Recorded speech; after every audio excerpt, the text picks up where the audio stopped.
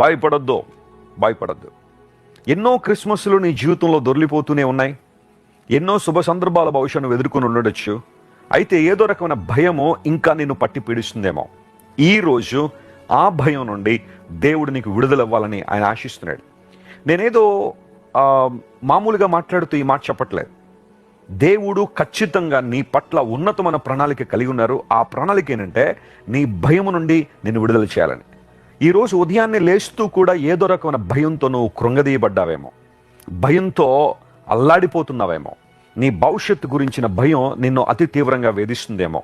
ఏమోనండి, ఏం జరుగుద్దో నాకు తెలియట్లేదు, నా భవిష్యత్తు ఏంటో నాకు అర్థం కావట్లేదు, లేదా రేపటి దినాన ఏం జరుగుతుందన్న భయం నన్ను వెంటాడుతుందని అనేక ప్రశ్నలతో ఈ ఉదయకాలం కూడా నువ్వు లేచి ఉన్నావేమో. దేవుడు నీతోనే సూటిగా మాట్లాడుతున్నాడు.